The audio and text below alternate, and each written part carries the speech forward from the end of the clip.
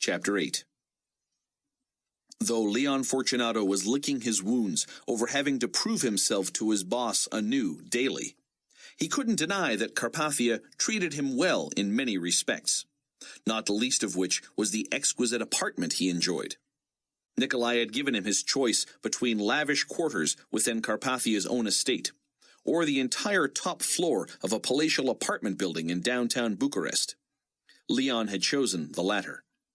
He lounged next to a dancing fire and before the TV, watching today's staged presidential event that depicted the gregarious Georg Vasile being serenaded and waved at with flowers by school children in yet another parade in his honor. That made it all the more surreal when Leon's cell phone chirped and the president himself was on the other end. Leon had to admit it was disconcerting that the angrier Vasile grew, the more calmly and directly he spoke. "I am not a happy man, Mr. Fortunato. You must understand that, despite your efforts and the wishes of Nikolai Carpathia, I remain president of this republic and have access to more power than you can imagine." If he only knew the power to which Carpathia and I have access, Leon thought. "And you are threatening me, why?" "Because someone came nosing around my grandchildren, and I will not have that." "Nosing around?" "Do not play ignorant with me, sir. You predicted the same if I did not comply with your boss's ridiculous deadline, which fast approaches. And if I tell you what you can do with your implications and threats?"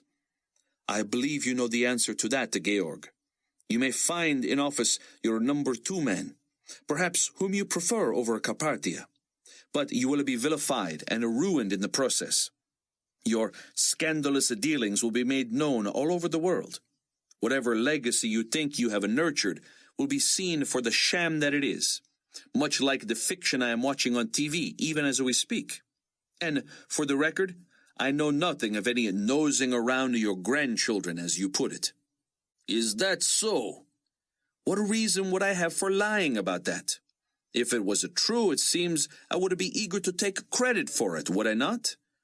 "You're telling me you know nothing about someone contacting my grandchildren's driver and bodyguard and offering him $4,000 for information regarding their itinerary?"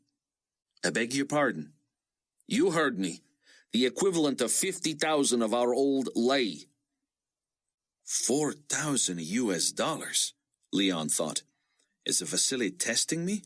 Or did Stefan try to pull something after all? Maybe Theodore pocketed half of it and gave the other half to his superior to prove his innocence. "I repeat, Mr. President, I know absolutely nothing of that. But let me tell you this. If I do not have your decision, the only one we will accept, by midnight tonight, I merely inform my superior, and a series of events is set in motion that will make you wish you had committed suicide." And as Georg Vasile sputtered and protested and tried to bluster, Leon slapped his cell phone shut, reopened it, and dialed. "Matei," he said, "a job for you." He gave the man descriptions and addresses for Stefan Marin's mother and girlfriend. The older woman must disappear, never to be seen again, and the young woman must be incapacitated to the point that Stefan has to take care of her for several months. "Got it. And one more thing. If you do not hear from me by midnight, here is the location of a structure that must be torched, the livestock not allowed to escape, and security immobilized. Understood?" "Understood." During a tense meal, with Rayford clearly trying to keep the subject off what Raimi and Irene wanted to talk about, Irene urged her son to accede to his dad's wishes and spend even more time with him watching sports on TV. "But no more church talk tonight. Fair enough?" "Rayford?" "Well, I got both barrels today, and I don't think it's right that you're filling his head with all this at his age." "Okay, all right. Stop. Raimi, let me talk with your father about this. You stick to talking sports for a while." Raimi shrugged, and Irene glared at Rayford until he looked away. Once Rayford and Raimi were camped out in front of the television, Irene suddenly felt alone and lonely. She missed her daughter. They had not spoken much since Chloe went off to Stanford. Irene was determined not to let the barrier between them rise any higher. She called Chloe's room and reached her roommate, who told her that Chloe was at debate club, but that she would give her the message. "Thanks, Amy. Tell her it's nothing urgent. I just miss her and love her and want to hear her voice." "Oh, that's so sweet." "Well, we'll see how sweet Chloe thinks it is if she calls me back." "If she doesn't," Amy said, laughing, "I'll mimic her voice and call you myself." Matej Prodan was Fortunato's most trusted operative. He was expensive, but he was ideal. Quiet, ruthless, above all, thorough. Somehow he never left evidence, and when he took a job, it was soon done and forgotten. Matej and a younger associate, Lazar, took care of Stefan's mother first. As Lazar mounted the steps to her one-room apartment, Matej phoned her from his cell phone in the car. "Mrs. Marin?" "Yes? Who is it?" "I'm calling from Fundeni Hospital, where your son has been admitted. Your son is Stefan Marin, correct?" "Stefan? Yes, what has happened?" "An accident, ma'am. I'm sorry to tell you that you must come immediately." "He is dying? I have no way to get there." "We have sent an attendant to drive you. Can you be ready momentarily?" "Of course."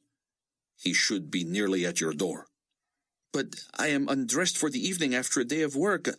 I'll need to change." "Do it quickly, and you will need nothing more than identification." Moments later, Lazar opened the back door of Matej's car for the bent woman, and she entered, weeping. "I'm so grateful for your kindness. What can you tell me? Will he live?" "Would you like to speak with him?" Matej said, handing her his phone. "It's ringing." "Stefan, what happened? I'm on my way. Hold on for my What? But I was told... These gentlemen are bringing me to the hospital." "What?" "Help me, Stefan. They told me..." The woman thrashed about, trying to open the back door, but it had been locked from the driver's door. She pulled herself forward. "What is this? What are you doing? My son says he is fine." Matej nodded to Lazar, who turned and said softly, "Perhaps it's a case of mistaken identity." From the phone came shouts of warning from Stefan, and with that, Lazar drove an elbow so savagely into the face of the woman that Matej heard bones shatter as she flopped onto the seat, then onto the floor. The shouting continued from the phone until Lazar fished it from the floor and slapped it shut. Matej followed the Danube out of the city and pulled off to a secluded grove. "Is she still alive?" Lazar nodded, and Matej motioned with his head toward the back while reaching into the glove box to trip the trunk latch. The young man got out and returned with 2 40-pound blocks of concrete with handles made of bent rebar. Stefan's mother breathed laboriously through blood-caked nostrils as Lazar moved to the other side of the car and forced her feet through the openings in the ersatz handles. When Matej helped heft her from the car, he wondered if she weighed more than the concrete. The men carried her to a steep embankment and rolled her over the side, waiting a few seconds for the splash. By the time her body deteriorated and freed itself from the boots of death, there would be too little of her left for anyone to recognize. And who knew where she might wash up onto the bank of the rapid river? Matej and Lazar cleaned themselves off and re-entered the car. Matej pulled a small slip of paper from his pocket and held it up to the dim dash light. "Our next stop." "You tell me where my mother is, and you tell me right now!" Stefan shouted, gushing profanities. Fortunato lowered the volume on his TV and pulled the hem of his robe over his bare feet. "Your mother," he said, pressing the phone tight against his ear. "Don't do this. Where is she?" If I knew something like that, I wonder how much I should charge for such information." "I will give you the 4,000 with interest." "So it was you, and not Theodore who worked at the con. Maybe I should hire a responsible young man like him to replace you." "Mr. Fortunato, please, come after me. Just don't let anyone do anything to my mother." "Well, That's a fair. Tell you what, next time you see her, tell her that I promised to look after her from now on. You're going to be busy. Busy? I'm going to be busy? What am I going to be doing? I'll do anything to get square with you again. Oh, I know you will, Stefan. And in the meantime, it would help my business if you warned the people against trying to pull anything on me. I promise, sir, I promise. Now please, don't let anything happen to my mother. I'm sorry, Stefan. We'll have to continue this another time. I have to take this call. Wait, no! Leon disconnected from Stefan and answered Matej. You already heard from Stefan. You're not worried he'll tip off the girl? Trust me, he's thinking of nothing and no one but his sainted mother right now. He can think all he wants about her. It's done. As planned? No hitches, no evidence, no witnesses.